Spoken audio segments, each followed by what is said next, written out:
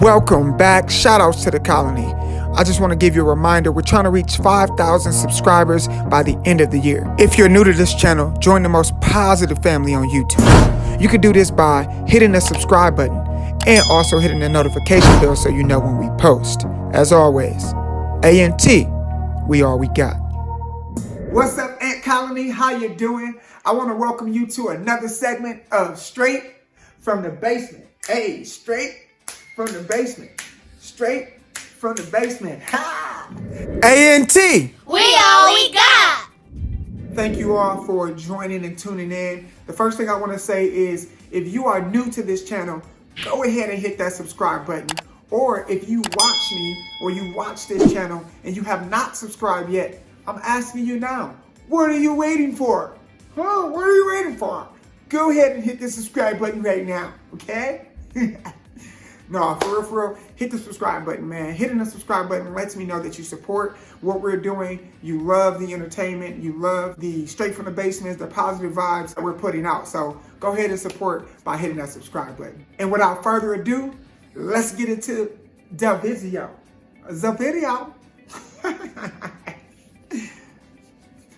Sorry.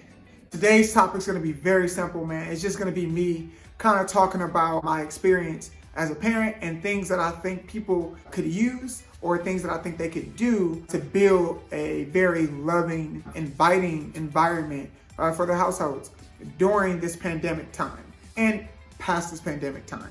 So the first thing I want you to do is I really want you to sit down and think about, what is it you want your child to do?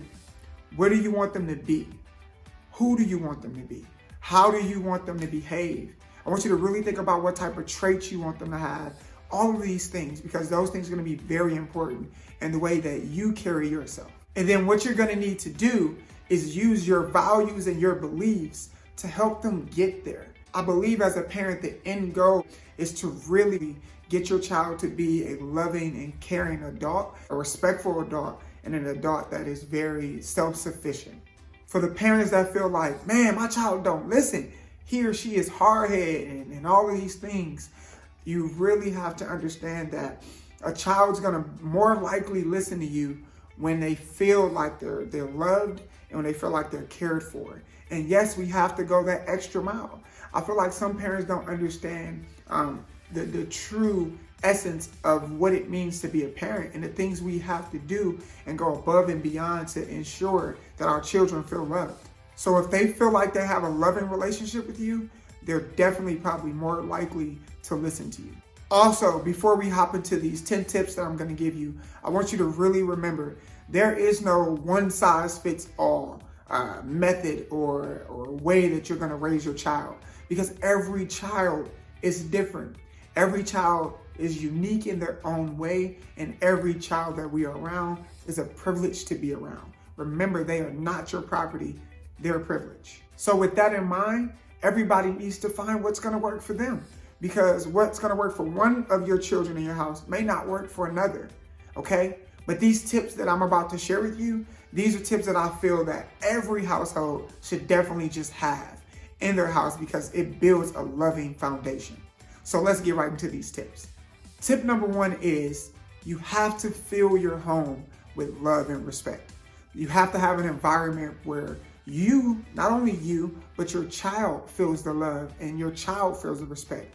I feel some parents feel that only the child needs to respect the parent, but the parent needs to respect the child. We have to give respect to get it as well. Speaking of that, that's tip number two.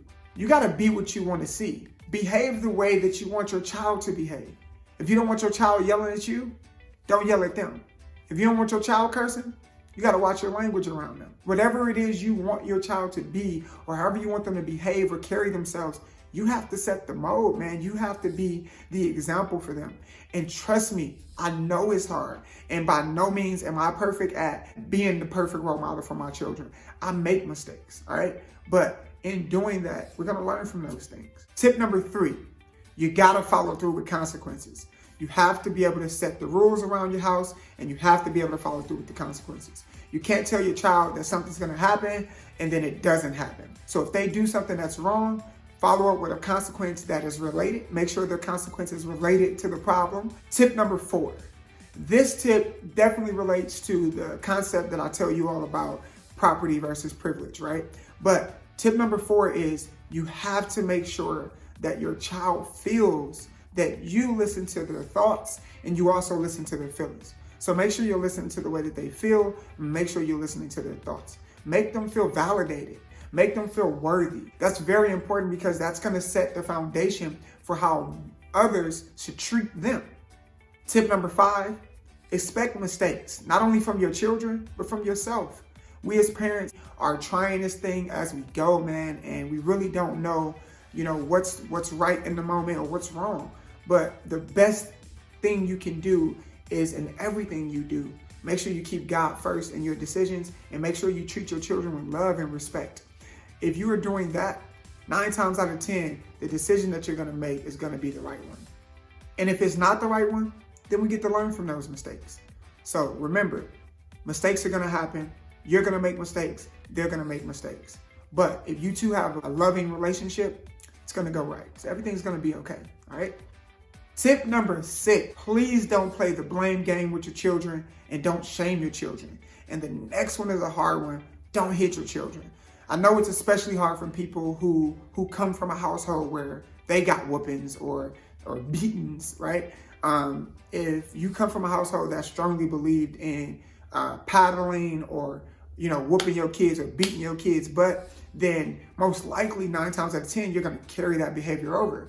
I was definitely one of those people who did that, and I've gotten way better, and I've gotten away from whooping my children. But I definitely feel that there's a time and place for those things, and you should try your best not to be hitting on your children. The reason we don't want to play the blame game or the shame game or hitting our children is because when we do that, that really creates a mental problem for our kids, and then they're going to carry that over. When they become adults, they're going to do that.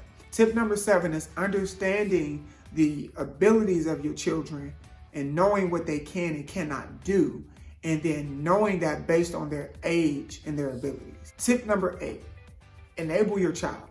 Have them do things for themselves. Then they're going to know that they're able and that they're capable of doing things for themselves. Tip number 9, focus on what's good about your child.